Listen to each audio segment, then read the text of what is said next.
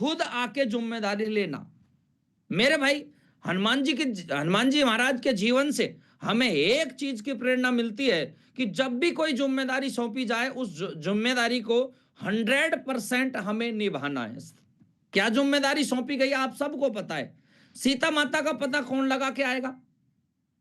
आप देख रहे हैं जब समुद्र पर खड़े हैं सबके सब कि लंका यहां से इतनी दूर है, अंगद जी से कहा गया, और मैं आपको बताऊं, हो सकता है पैनल पर हमारे बहुत सारे साथियों को पता है, जब अंगद जी से कहा गया कि आपको लंका पर जाना है तो उन्होंने कहा मैं जा तो सकता हूं, कोई दिक्कत नहीं है, लेकिन बचपन में जब मैं और अक्षय कुमार जो रावण का बेटा था, अगर मैं वहां गया तो मैं उसे परेशान करता था बचपन में, और भगवान ने श्राप दिया है कि अगर अब तूने इसको परेशान किया तो ये तुझे मार सकता है। मुझे और किसी से डर नहीं है, लेकिन उससे डर है, इसलिए वो भी नहीं जा पाए। यानी कहने का मतलब एक एक योद्धा ने ये मना कर दिया कि मैं पता लगा के आऊंगा, लेकिन एक व्यक्ति था जिन्होंने ये कहा कि मैं जाऊंगा। मेरे भाई, जिम्मेदारी सौंपी गई, संजीवन बूटी कौन लेकर आएगा? आपका सेवक लेकर आएगा। मेरे भाई, हर चीज की जिम्मेदारी उन्होंने ली, जब भी कोई काम दिया गया उसको पूरा किया गया।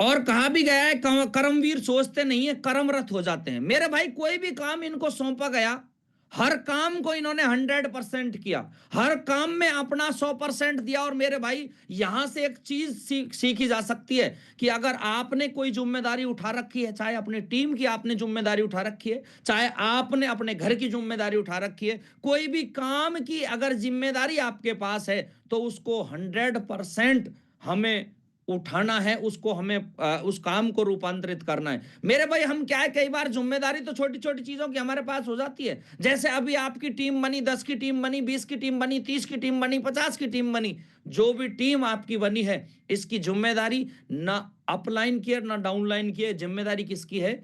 मेरी है। मेरे भाई, अगर हम 100% जिम्मेदारी को उठा पाते हैं तो ये काम 100% हम कर पाएंगे, हम यहां से सफल हो पाएंगे। मेरे भाई, कई बार हम टीम बना तो लेते हैं, लेकिन सही मायने में इसकी जिम्मेदारी जब हम नहीं उठा पाते तो फिर वो काम हमारा संपूर्ण होता नहीं है। इसलिए मेरे भाई, आपकी जितनी भी टीम बनी है, जितने भी लीडर आपके साथ काम करने आए हैं, उन लीडरों के साथ हमें कंधे से कंधा मिलाकर काम करना है। और जो जो आपके लेवल की जिम्मेदारी है, आपकी अगर ब्रॉन्ज हैं आप, तो आपको प्लान लगाने की जिम्मेदारी है, एफआईएम करने की जिम्मेदारी है। सिल्वर है तो जैसे जैसे आप बढ़ते जा रहे हैं, ऐसे ऐसे जिम्मेदारियां आपकी बढ़ती जा रही हैं। तो मेरे भाई, जो भी जिम्मेदारी सौंपी जाए उस जिम्मेदारी को हमें। मेरे भाई, दूसरा टॉपिक है हमारा, मैं थोड़ा सा तेज चलूंगा क्योंकि हमारे बहुत सारे साथी हैं जिनको 8 बजे बाद अपनी ड्यूटी पे जाना होता है। 9 बजे, 9:30 बजे बाद उनको अपने टीचर का प्रोफेशन है तो वहां ड्यूटी पे जाएंगे। हमेशा प्रसन्न मन से अपना कार्य करते हैं। मेरे भाई, आप देखें, भगवान राम को वनवास हुआ, दशरथ जी रो रहे हैं। सीता जी का हरण हुआ, भगवान राम रो रहे हैं। महाराज दशरथ का स्वर्गवास हुआ, राजा, सब माताएं रो रही हैं, पूरा प्रशासन, पूरा राज्य रो रहा है। राजा बलि के राज से बाहर निकाला गया, रोका गया है। सुग्रीव जी रो रहे हैं, राजा बलि ने उनको बाहर निकाल दिया, सुग्रीव जी रो रहे हैं। लेकिन लक्ष्मण जी दुखी हैं, सीता जी दुखी हैं, रावण दुखी है, विभीषण भी दुखी है। रामायण जी में सब दुखी हैं केवल एक को छोड़कर। मेरे भाई, कभी आपने देखा, और रोए भी तो कब रोए?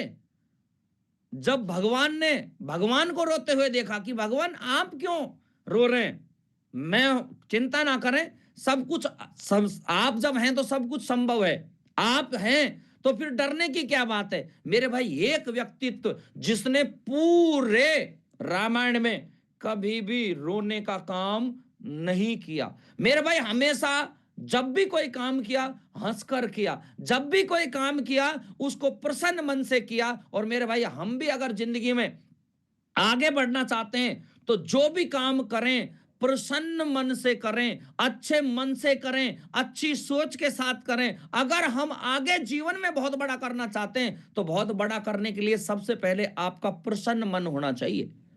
जैसे अभी किसी को हम खाना खिला रहे हैं और वो खाना अच्छा नहीं लगा, तो बताओ कितना खाना खाएगा? वो थोड़ा सा खाएगा जो प्लेट में है उसको। लेकिन अगर उसको अच्छा लग गया, तो उसका मन खुश हो गया, तो फिर उसी खाने को वो और ज्यादा खा सकता है, उस काम को और अच्छी तरह से कर सकता है। इसलिए मेरे भाई आपसे अनुरोध है कि आज डायरेक्ट सेलिंग बिजनेस को बहुत सारे साथी दुखी मन से करते हैं। अपलाइन ने भेज दिया, जाओ वहां जाओ काम कराओ। हमारा मन क्या है, थोड़ा सा विचलित हो जाता है।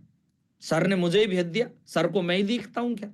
सर मुझसे ही बोलते हैं इन कामों के लिए। मेरे भाई जो भी काम आपको, क्योंकि पहले चैप्टर में हमने दिया कि किसी जिम्मेदारी को अगर आपको दिया गया है, सौंपा गया है, तो उसे पूरा करना है, और दूसरा उसे प्रसन्न मन से करना है। अगर हम प्रसन्न मन से करेंगे तो 100% उसका आउटपुट भी बहुत अच्छा आने वाला है।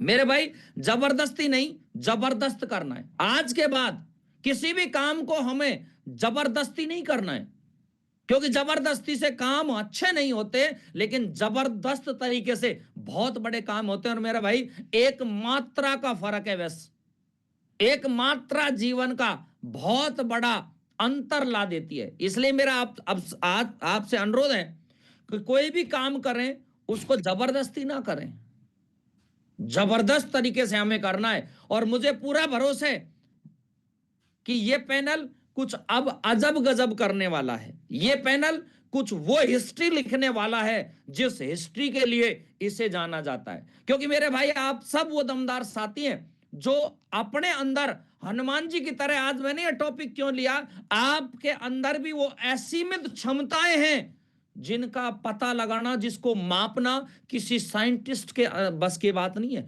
किसी गणितज्ञ के बस की बात नहीं है। सिर्फ हमें एक हनुमान जी के साथ अगर जामवंत जी मिल जाए, मेरे भाई आपके पास आपका जामवंत है, लेकिन हमें उस जामवंत की बात को मानना पड़ेगा, उसकी बात को फॉलो करना पड़ेगा, उस जामवंत को हमें पहचानना पड़ेगा। मेरे भाई बहुत बड़ा काम हो सकता है अगर हम प्रसन्न मन से किसी काम को करें। नेटवर्क मार्केटिंग में तो हंसना पड़ेगा, नहीं तो दुखी होके होगी नहीं। आप जब फॉलोअप पे जाते हैं, वो व्यक्ति, जैसा हर बार हर पैनल पर हम डिस्कस करते हैं, हर फ्राइडे सेशन में डिस्कस करते हैं कि जब आप 5 से 12 बार फॉलोअप करेंगे तो ही सामने वाला डीडी दे सकता है। आपको डीडियां आने की संभावना बनती है। डायरेक्ट सेलिंग बिजनेस में आपको कभी चेक बनेगा, कभी नहीं बनेगा, तब भी आपको हंसना है। कोई डीडी दे रहा है, नहीं दे रहा, तो भी आपको हंसना है। यानी हर परिस्थिति में आपको एक व्यक्ति को, एक चीज को साथी बनाना है, और वो है आपका प्रसन्न मन। आपका मन अगर प्रसन्न है तो मेरे भाई ये चेहरा भी मुस्कुराएगा। अगर आपका मन ही दुखी है, जैसे किसी ने कुछ बोल दिया, मेरे भाई कोई व्यक्ति हंस सकता है क्या? नहीं हंस सकता। इसलिए मेरा आपसे अनुरोध है कि अगर डायरेक्ट सेलिंग बिजनेस में नया कीर्तिमान स्थापित करना है तो किसी बात से दुखी नहीं होना है। अपलाइन ने कुछ बोल दिया, हम तुरंत दुखी हो जाते हैं। डाउनलाइन ने कुछ बोल दिया, हम दुखी हो जाते हैं। अरे मेरे भाई किसी फॉलोअप में हम किसी व्यक्ति के पास गए, अच्छे दोस्त के पास गए, रिश्तेदार के पास गए, और उसने कुछ बोल दिया, तो हमें दुखी नहीं होना है, क्योंकि मेरे भाई ये बिजनेस दुखी होने से होता नहीं है। आपको प्रसन्न रहना है। इसलिए दूसरा टॉपिक हमारा है कि हमें प्रसन्न मन से इस बिजनेस को करना है। तीसरा चीज, आपने जिम्मेदारी भी ले ली, आप प्रसन्न मन भी हैं, काम अच्छा होगा, तो एक तीसरी चीज है जो ऑटो मोड पे इस बिजनेस में आती है, और वो है अहंकार। मेरे भाई अहंकार नाम की चीज दूर दूर तक नहीं इनके अंदर। मेरे भाई आप सबको पता है, सबसे पहली इनके पास कुंजी थी, सबसे पहला इनके पास एक चीज था, वो था विनम्र स्वभाव। कोई भी काम हो, इतने विनम्र, इतने विनम्र, इतने विनम्र कि जैसे कहते हैं ना, बांस के पौधे को, बांस को अगर नीचे भी आप झुका दें तो भी वो यू आकृति में आ जाता है।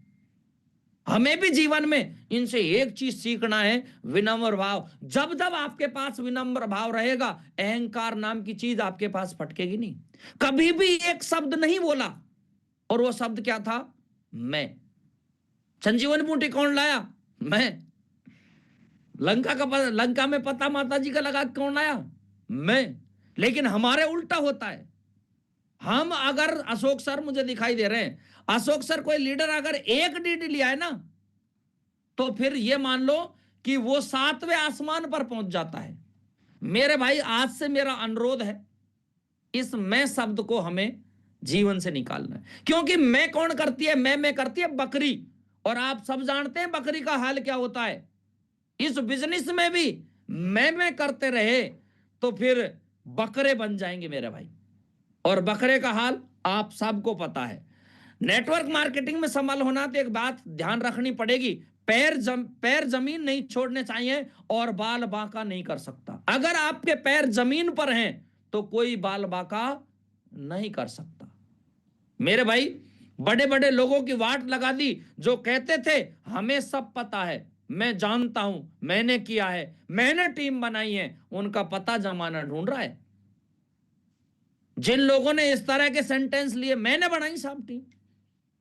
अरे अशोक सर आपको डीडी ले लिया ना डीडी। मेरे भाई उन लोगों का जमाना सर्च ढूंढ रहा है, उनका लोकेशन ढूंढ रही है वो गूगल मैप लगा के, लेकिन उनकी लोकेशन नहीं मिल रही, कहां चले गए। इसलिए मेरे भाई थोड़ा सा समझना है, जिनको मैं की हवा लग जाती है उनको दुआ लगती है ना दवा लगती है। जिनको मैं की हवा लग जाती है, मैंने किया मैंने किया मैंने किया, मेरे भाई ना उनको दुआ लगती है फिर और ना दवा लगती है। जब मुद्रिका डाली तो माता ने पूछा तुम कौन? जब लंका में गए और मुद्रिका यानी वो अंगूठी डाली तो फिर पूछ रहे तुम कौन हो? तो एक ही बात कही, रामदूत में मात जान की सप शपथ करना निधान की। ये नहीं कहा कि तुमको पता है मता, कोई नहीं आ पाया। वह सबने सब हार मान गए थे, सब समुद्र के किनारे बस बैठे थे और अपन ही आए, आपको पता नहीं। और देखो, लेकिन मेरे भाई एक ही बात कही कि माता मैं केवल रामदूत हूं और कुछ नहीं, मेरा नाम कुछ भी नहीं है, मैं केवल राम का दूत हूं। इतना सा परिचय मेरा, और इतनी से परिचय में ही सब कुछ संभव कर दिया। मेरे भाई हमेशा कोई काम किया जाए तो क्रेडिट किसको दिया? अपलाइन को। ये तो भगवान राम प्रभु की कृपा आदेश नहीं है, नहीं तो अपन तो अभी ले जाए आपको लंका में। जितना मेरे भाई हमेशा क्रेडिट अपलाइन को। और क्या कहा अशोक सर, जब माता ने संशय किया कि तुम जैसे वानर हैं, ये तो बड़े बड़े राक्षस हैं, तो एक ही बात कही थी, कना का भूदा कार शरीरा समर भयंकर अतिबल बीरा। और बहुत सारे लोग शरीर बड़ा करते हैं किसी को डराने के लिए, लेकिन हनुमान जी ने बड़ा शरीर बड़ा किया किसको? किसी का डर दूर भगाने के लिए। मेरे भाई बड़े भी बनना हो ना कहीं तो किसी का डर भगाने के लिए। डाउनलाइन अगर डर में है कि यार पता नहीं गुरुजी काम होगा नहीं होगा, उस समय आपको कि चिंता मत करो, मैं हूं ना आपके साथ। और मेरे भाई जब ऐसा चीज आए तो आप अपने आप को मैं से संबोधित कर सकते हैं, क्योंकि भाई मेरे मैं में बहुत बड़ी ताकत है। लेकिन यूज कहां करना है? जहां आपका डाउनलाइन डरा हो। इसलिए मेरे भाई आपको हमें अपनी अपलाइन को देना है। उन्होंने कहा कि मैं लेके आया माता का सीता पता लेके आया हूं।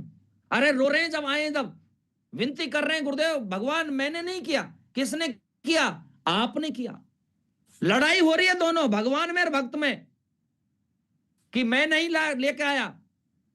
अरे हनुमान जी आप पता लगा का है? नहीं महाराज आपने, प्रभु आपकी कृपा से। तो गुस्सा आ गया, तो आपका मतलब यह है कि मैंने पता लगाया? भगवान मैं भी तो ये कह रहा हूं आपने ही पता लगाया, मुझ में इतनी सामर्थ्य नहीं थी। मेरे भाई आज के बाद अहंकार नाम की चीज को हमें दूर भगाना है, क्योंकि हमारे आराध्य हनुमान जी महाराज के अंदर इतने बड़े बड़े काम किए, लेकिन फिर भी मैं की बू नहीं आई। मेरा अनुरोध है इस चीज को हमें साइड रखना है, क्योंकि ग्रेट गुरुजी सभी बताते हैं कि जब भी सेप शॉप पैसा देती है तो सेप शॉप के साथ लेवल के साथ एक चीज जरूर लेके आती है, और वो है अहंकार। और कहा जाता है कि इस अहंकार को हमेशा किसके नीचे रखना है? जूते के नीचे। पता है गुरुजी मैं टारगेट किया, पता है गुरुजी आपके पूरे नेटवर्क में सबसे बड़ा काम मैंने किया ना। अरे बहुत धुरंधर पड़े मेरे भाई। लेकिन हमें क्या करना है, बस गुरुजी आपके अनुसार चल रहे हैं, बड़ा आप कह रहे हैं जैसा 100% होगा। मेरे भाई हमेशा इस अहंकार नाम की चीज को हमें दूर रखना है। सब कुछ सामर्थ होते हुए भी गुरु बनाना, सूर्य भगवान को गुरु बनाया मेरे भाई, सब कुछ था इनके अंदर, उसी सूर्य भगवान को ये निगल गए थे बचपन में ऐसा कहते हैं, लेकिन फिर भी क्या हुआ, उसको गुरु बनाया। हमारे यहां थोड़ा सा कुछ लेवल आ जाए, थोड़ा सा अचीवमेंट आ जाए, क्या होता है, हम थोड़ा सा ईगो करने लग जाते हैं। मेरे भाई ये सब कुछ सामर्थ होने के बाद भी इन्होंने भगवान को गुरु बनाया। गुरु कभी आपको गड्ढे में गिरने नहीं देता, मरते मरते भी बजा ले जाता है। और भगवान शंकर ने कहा है, गुरु बिन भवनिधि तरे न कोई, जो बिरंच शंकर सम होई, संशय सर्प ग्रसई मोई ताता, दुखत लहरी कुर्तक बहु भ्राता। मेरे भाई भगवान शंकर भी एक बात कहते हैं कि बिना गुरु के कोई भी व्यक्ति तर नहीं सकता। इसलिए इस बिजनेस में भी हमें एक मेंटर बनाना है। मैं एक व्यक्ति के साथ बैठा था और बहुत सही लेवल था, वो सामान्य लेवल था, और वो थोड़ा सा परेशान था। मैंने अशोक सर उससे पूछा कि भाई साहब आप दुखी क्यों है? गुरुजी काम नहीं चल रहा, क्या करें, ये है वो है, बहुत सारी बातें हुई। तो मैंने एक बात उनसे पूछी कि आप एक चीज बताएं, आपका कोई मेंटर कोई गुरु है? तो उन्होंने कहा ये क्या होता है, मैंने तो आज तक नहीं बनाया। मैंने कहा कृपा यहीं पर रुकी हुई है। अगर आज आपके पास मेरे भाई वो घोड़ा दमदार घोड़ा होता है जिसके ऊपर एक सवार होता है। इसलिए मेरे भाई हमें अगर दमदार बनना है तो सबसे पहले एक गुरु बनाना पड़ेगा, और अगर गुरु नहीं है तो फिर मेरे भाई काम शुरू भी नहीं है। इसलिए हम सबको एक गुरु बनाना बहुत जरूरी है। कोई भी काम असंभव नहीं। सुयोजन का समुद्र लंका जाना है, जहां राक्षसों का वास है, रावण जिसने काल को बांध रखा है। काल कौन है? जो मृत्यु और जीवन का फाइनल फाइनल करता है, जो रिजल्ट देता है, उसको भी बांध रखा है। और फिर भी क्या कहे, कौन जाएगा? मैं जाऊंगा। अर्जुन जी के कुरुक्षेत्र में जाके डगमगा गए थे, जबकि भगवान कृष्ण जी साथ थे, लेकिन इनके साथ भगवान थे क्या? नहीं थे मेरे भाई, क्योंकि इनको पता था कि कोई भी काम असंभव नहीं है। अच्छा अशोक सर, आवाज आ रही है कि मेरी? आ रही है गुरु जी? कोई भी काम मुझे दिखाई नहीं दे रहे थे, कोई भी, ना अशोक जी थे ना पवन जी थे। तो मैंने कहा हो सकता है मैं बीच में डिस्कनेक्ट हो गया हूं। तो मेरे भाई कुरुक्षेत्र में भगवान कृष्ण थे, लेकिन अर्जुन जी डगमगा गए। लेकिन इनके साथ कौन था? हमारे यहां मैं थोड़ा सा रिलेटेड करता जा रहा हूं। हमारे आदमी सिल्वर हो गया, प्लेटिनम हो गया, गोल्ड हो गया, लेकिन फिर भी गुरुजी, पवन गुरुजी, अगर एक फॉलोअप के लिए टाइम मिल जाए तो मजा आ जाए। मेरे भाई अकेले जाना है। हां अगर पेस नहीं खा रही, अगर काम नहीं हो रहा, हर काम के लिए अपलाइन बेचारा कहीं बिजी है, लेकिन ये कह रहा है गुरुजी आप आओगे तभी काम संभव हो पाएगा हमारा। तो इसलिए मेरे भाई आप सीखें कि कोई भी काम आपके लिए असंभव नहीं है। इसलिए आपको 100% काम असंभव कोई नहीं होता, क्योंकि इनको पता है कि दुनिया में कोई भी काम इम्पॉसिबल नहीं है। इम्पॉसिबल खुद कह रहा है आई एम पॉसिबल। अगर इसको संधि विच्छेद करें तो हमारे खेतराम सर बैठे हैं हिंदी के टीचर, अगर इसको संधि विच्छेद किया जाए तो ये कह रहा है कि I am possible.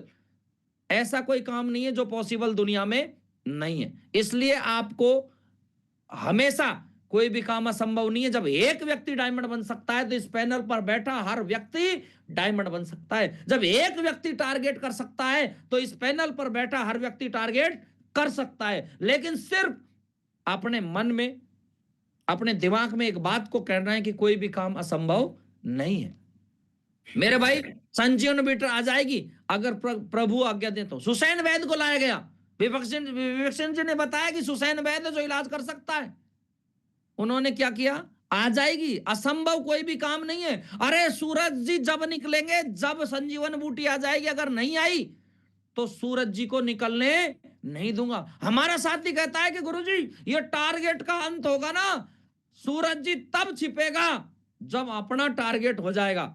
Pawan sir थोड़ा सा असंभव नहीं था, लेकिन इस दरमियान, इस टारगेट के दरमियान कुछ तो ऐसी कमी रही है जो टारगेट नहीं हो पाया। सूरज जी तो छिपा, लेकिन टारगेट नहीं हुआ। मेरे भाई हमें असंभव काम नहीं था, संभव काम था, लेकिन हुआ क्या कि इतना दृढ़ निश्चय, इतना कमिटमेंट हमारा जरूर नहीं था कि वो संजीवन बूटी ला सकें, वो टारगेट फाइट कर सकें। मेरे भाई संजीवन बूटी भी आएगी। अच्छा क्या नहीं आया? काल नेमी जैसे लोग आए वहां पर, जो ऋषि का रूप धारण किए हुए थे। आजा बटेऊ, यहां आ जा तू, यहां स्नान कर, पहले ध्यान धर, कुछ खा ले पी ले। जब भगवान राम है करने वाले तो फिर क्यों घबराता है तू? लेकिन फिर भी कहा ना, काम तो मुझे ही करना पड़ेगा, जाना है भाई साहब, उठा के लाना। और फिर क्या किया? जब बूटी नहीं मिली तो पूरे के पूरे पर्वत को ही उठा कर लिया है। गुरुजी क्या सिंगल आईडी की बात कर रहे हो? पूरी पूरी ट्राइपॉड लेकर आए, सबके सबको उठा कर लेके आ गए। मेरे भाई कोई भी काम असंभव नहीं है। संजीवन बूटी कालने में मिला, रोकने का प्रयास किया, रुके नहीं। सब बूटी एक सी नजर आई, पहाड़ उठा लाए। दिमाग नहीं लगाया, दिमाग ना लगाना। अब मेरे भाई कहा जाता है बचपन में हमें, जब हम इस बिजनेस में आए थे, सबसे पहला कहा था इस दिमाग को यूज नहीं करना है, क्योंकि इस दिमाग से जितना कमा रहे हैं उतना ही कमा पाएंगे। लेकिन फिर भी लगता है ये, इसकी फितरत है, लगता है। अच्छा पवन सर ने ये बोला है तो अब दिमाग लग रहा है। मेरे भाई दिमाग नहीं लगाना, अगर दिमाग लगाते तो सूर्य उदय हो जाता, लेकिन उन्होंने दिमाग नहीं लगाना, नहीं लगाना। जिसका काम ही नहीं है लगाना, उसका लगाने की जरूरत क्या है? मेरे भाई कभी भी दिमाग नहीं लगाना, कभी भी अपनी मर्यादा को नहीं लांघते। मेरे भाई आपने देखा, सीता जी खोज में लंका गए, मेघनाथ ने ब्रह्मास्त्र चलाया। अब टेंशन में कौन? उसने तो चला दिया, लेकिन भगवान ने एक बात कही थी, ब्रह्मास्त्र ते सादा कपि मन कीन विचार, जो ने ब्रह्म सर माने वो महिमा मिटे अपार। अगर अब इनका कहा नहीं माना तो फिर मामला गड़बड़ हो जाएगा। इसलिए अपनी मर्यादा को कभी भी नहीं लांघते। खूब पता था कि ब्रह्मास्त्र इसने जो साधा है ये गलत है, और इसका मैं कोई दिक्कत नहीं मानू तो, लेकिन फिर भी क्या कहा कि अगर मैंने नहीं माना तो महिमा बड़ी अपार है और ये मिट जाएगी। माता सीता ने कहा अगर चाहूं तो अभी आपको लंका से ले जा सकता हूं, लेकिन प्रभु की आज्ञा नहीं है। डीडी तो मैं अभी क्लोज कर ले जाता, FIM तो मैं कर जाता अभी, लेकिन अभी सर से पूछा नहीं है, इसलिए सर का आदेश आने के बाद ही FIM की जाएगी, तभी ग्रुप मीटिंग की जाएगी, तभी कोई भी काम करें अपने अपलाइन से पूछ के करें। इन्होंने हमेशा अपनी मर्यादा को कभी भी नहीं लांगा, जो भी काम किया प्रभु की आज्ञा में रहकर किया। और मेरे भाई आप कितने भी ताकतवर हैं, ज्ञानी हो जाओ, मर्यादा कभी भी नहीं लांघनी है। मेरे भाई आज भी आप बिलीव नहीं करोगे, मैं आज भी आदेश लेता हूं, क्योंकि जो आदेश में मजा है। मैं पवन सर कोई काम कर रहे हैं, अच्छा काम करेंगे, उस वहां से अगर फायदा होगा तो मुझे भी फायदा होगा, लेकिन पवन सर ने अगर मुझसे पूछा तो फिर उस चीज की जिम्मेदारी भी मुझसे बन जाती है। संतोष जी से पूछा, जिम्मेदारी संतोष जी की बन जाती है। अब उस काम को 100% फॉलो करना, उस काम को करवाना। मेरे भाई अगर पवन सर ने यह कहा कि सर चिंता मत करो, प्रोग्राम करवाने की जिम्मेदारी मेरी, तो अब हॉल कौन देखेगा? पवन सर। अब खाने का अरेंजमेंट कौन करेंगे? पवन सर। मेरे भाई यहां भी मर्यादा हमें लांघनी नहीं है। आपको एक बार अपने अपलाइन से पूछना है कि सर बताओ पवन सर कैसे करना है। अरे मेरे भाई अगर आप पवन सर से पूछ लेते हो कैसे करना है, तो फिर 100% पवन सर की भी जिम्मेदारी बन जाती है कि उस काम को 100% किया जाए। इसलिए कभी भी मर्यादा नहीं लांघनी। एक बार पूछने में जाके आ रहा है, अरे पवन सर भी क्या कहेंगे जो बेस्ट हो हमारे लिए। इसलिए अच्छा मैं पवन सर को इंडिकेट इसलिए कर रहा हूं, पवन सर मुझे दिखाई दे रहे हैं। आप कहीं सोचेंगे नहीं जी अब तो पवन सर से पूछना है, या जो भी है ना। मेरा कतई ये नहीं है कि मैं आपकी भावनाओं को ठेस पहुंचाऊं। अपने आराध्य के प्रति अटूट विश्वास। मेरे भाई एकमात्र सेवक जो देवता हो गए, किसकी वजह से? अपने आराध्य के प्रति अटूट विश्वास के कारण। मेरे भाई भगवान के निजी घर वाले, ऐसा नहीं है कि आप अपन प्रधानमंत्री हैं तो चलो आपको मुख्य सचिव बनवा देते हैं, आपको ऐसा करते हैं, उस राज्यपाल बना देते हैं उस राज्य का। ना, भगवान के निजी घर वाले हैं, रिश्तेदार हैं, किसी का भी मंदिर नहीं है। माता सीता का मंदिर देखा आपने कहीं? लक्ष्मण जी का मंदिर देखा कहीं? हाँ, भगवान राम की मूर्ति है तो उसके साथ साथ लक्ष्मण जी, सीता जी और हनुमान जी, ये तीनों मिल जाएंगे, लेकिन स्पेशल इनका मंदिर नहीं है। दशरथ जी का मंदिर, किसी का भी मंदिर नहीं है, लेकिन एक व्यक्ति, एक जिसने अपना अपलाइन से भी, मैं कहूं कि दूसरे शब्दों में, अपलाइन से भी अपर अगर कोई व्यक्ति है तो वो है हनुमान जी। अपलाइन के इतने मंदिर नहीं है, लेकिन डाउनलाइन के इतने मंदिर हैं, गली गली, मोहल्ले मोहल्ले, नुक्कड़ नुक्कड़ पर मिल जाएंगे। वो किसकी वजह से? अपने आराध्य के प्रति अटूट विश्वास के कारण। मेरे भाई, ऐसा कहा है कि कलयुग में भी, जब माता सीता ने आशीर्वाद दिया कि कलयुग में भी आप एकमात्र देवता जो अभी भी जीवित बताए, मैंने सुना है, ऐसा कहीं पढ़ा है, तो एक व्यक्ति अपने आराध्य के प्रति अटूट विश्वास के कारण सेवक से देवता बन गया। मेरे भाई, यहां तक कि भगवान राम जी को भी लोग, आज आप देखें, बहुत सारे लोग क्रिटिसाइज करते हैं। बेचारी 14 साल तो वनवास में रही, उसके बाद आई तो वो धोबी का लफड़ा हो गया, वहां रावण का लफड़ा हो गया, वहां धोबी का लफड़ा। अच्छा, माता सीता का क्या रोल था वहां? नाक किसने काटी, किसकी काटी, लेकिन लफड़ा किसका हुआ? माता सीता को दुख झेलना पड़ा। उसके बाद वहां आई तो धोबी का लफड़ा हो गया, धोबी ने कुछ बोल दिया तो उसको वनवास भेज दिया। तो बहुत सारे लोग भगवान राम को भी क्रिटिसाइज करते हैं कि एक ऐसा व्यक्तित्व जिसने कभी भी अपनी पत्नी को सुख नहीं दिया। एक पत्नी रूप की बात कर रहा हूं मैं। भगवान कृष्ण को हम सब लोग बोलते हैं भला बुरा, चोर था, छलिया था, और पता नहीं क्या क्या बोलते हैं।